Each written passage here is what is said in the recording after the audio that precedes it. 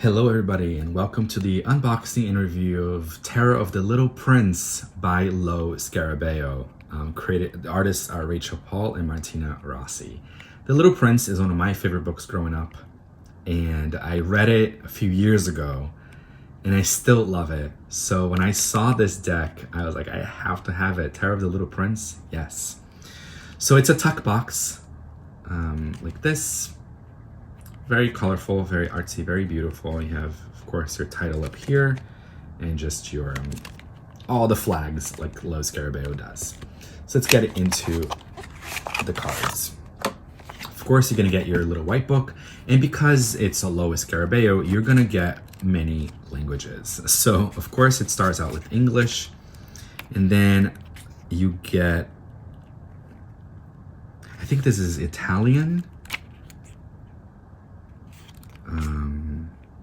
Spanish, and French.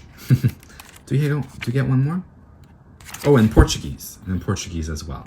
So you get quite a few languages. So the little white book is, even though it's this thick, it's really not, unless you know all these languages, but they just repeat themselves. So the English one ends on page 20. So you get this much. So of course, as you can see, you get just a, what I love though, is that you get your little character inspiration. So you get the fox for the King of Swords. The Queen of Swords, you're getting the geographer. And then you get keywords, right? So I like that there's character inspiration, and you get keywords for it. So it's not really just a toss away book. It's actually quite helpful if you're familiar with the book. So you just get your title card. Here's a special tarot invitation that Lo Scarabeo usually puts in their things. Sign up for their newsletters and things like that. And here are the cards. So let's get into them. Here are the backs. I love these backs. They're not 100% reversible. I don't care about that. So maybe some of you out there do. That doesn't really bother me. I find it to be really beautiful. The cardstock is very flexible. Now, it's not a deal breaker for me. I like flexible decks because I tend to be a riffle shuffler. So it's not a deal breaker for me. Okay, I will be showing you guys all 78 cards. So if you don't want to see all of them, you can skip ahead, you can jump around or skip out altogether, but I will show all of them and they are in order. Okay, so here we've got the Fool, of course, is the Little Prince. Quite beautiful imagery, I think. I think they did a really good job with the artwork and pairing it to the book. You know, pairing it to how I imagined the book to be. Anyway, but I like what they did. So here's the Fool. We got the Magician. I love that with his coat. We got the High Priestess. So I feel that this deck, I'll be honest, it's very close to the Rider-Waite-Smith, but I still find that I wouldn't really recommend this for a brand new beginner, because here is the Hierophant, but I feel like if you don't know what the Hierophant is, you would maybe interpret this image differently. The Lovers, I think the same thing. You would maybe interpret it differently. And especially the Two of Cups. When we get to the Two of Cups, I'll show you guys what it looks like, of course, and what I mean by, I'm not quite sure if this should be like a beginner deck. So here we got Strength, the Hermit. But again, like when it comes to the theme of what it is, right? The Little Prince, and combining it with tarot, I think the artists did a really good job.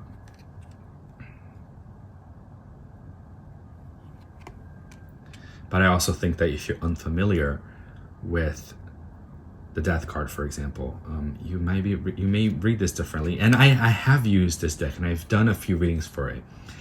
And I will be honest, because I'm very visual, just this is my personal path, of course, but I'm very visual.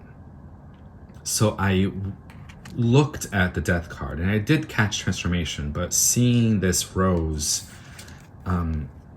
being almost like a constellation, I pulled a few different insights from that. Oh, here's a star. Love this card. You know, so because I go by the visual more than like the traditional meaning, I pulled some different insights from this deck. So again, if you're just starting out, if you're just learning, it wouldn't be my number one, like, this should be your first deck, this deck is amazing, kind of recommendation. I'd say study more on the tarot and then maybe get this deck if it's really calling to you. However, I can't tell you what to do. I'm just a stranger on the internet. So if this deck is like, yes, yes, yes to you, go for it. Oop. Go for it, right? You're learning. There's many resources on the internet, and you have the little white book to help you guide you a little bit.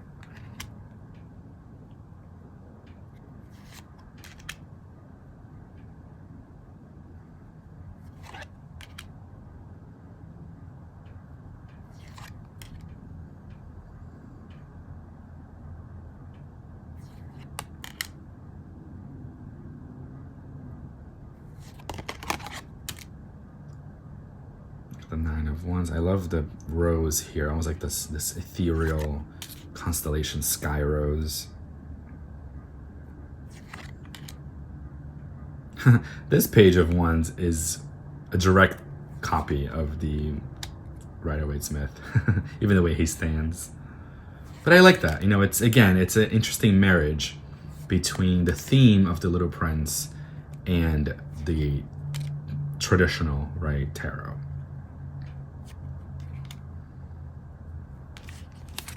Oh, some of them are out of order. Yeah, because Three of Cups comes before the Two of Cups. So I talked about the Two of Cups earlier. And usually Two of Cups, you're going to see two people coming together because it speaks of love. It speaks of partnership, unity. But in this one, we kind of have him looking a little sad and watering this leaf that seems to be kind of dying, right? And trying to keep the flower alive. So I get it. Maybe the Two of Cups is about, oh, let's try to keep the love alive. But again, I've read for people and this card came up and I've interpreted it a little bit differently, which is okay. The reading and the messages all made sense and resonated with people, which made me fall in love with this deck even more because it read so well. But like I said, if you're not super familiar and you're still learning the tarot, it might confuse you to be like, wait a minute, but I'm seeing this image of crying or looking sad, but it's supposed to be about love. What does that mean? You know, so just watch out for that is what I want to say with this deck specifically. And even this Seven of Cups looks a little bit like a Ten of Cups in the traditional Rider-Waite-Smith. But here they look different from each other, so you can tell. Page of Cups. Got the Knight. The Queen and King, which I think it's like the Little Prince, but I don't know, more on a throne. Ace of Swords. I got the Two of Swords. Three of Swords is pretty classic. Instead of a heart, they put a rose, but I think that still makes sense.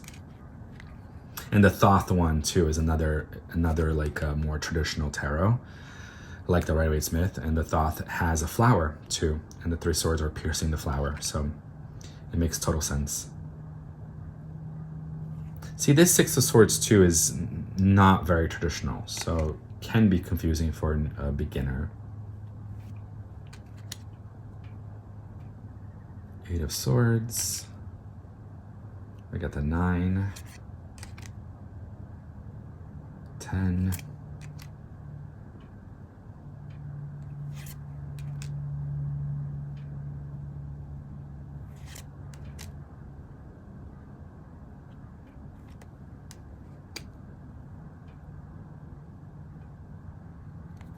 It almost looks like he's about to stab her or something, but I think it's resting and then the tail is around the sword.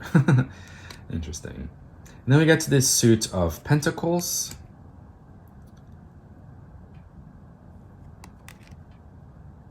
I love this. I love this part in the book. We got the 3 of Pentacles. We get the 4. Of course, is the accountant, right? The guy with the money. 5 of Pentacles. Cute. 6.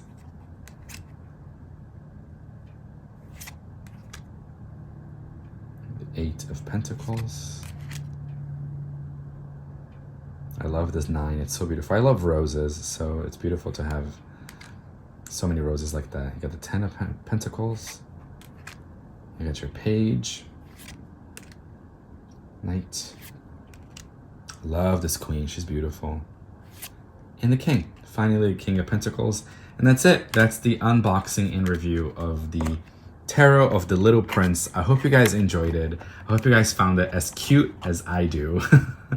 All right, guys. Thank you so much for joining me, and I'll see you guys next time.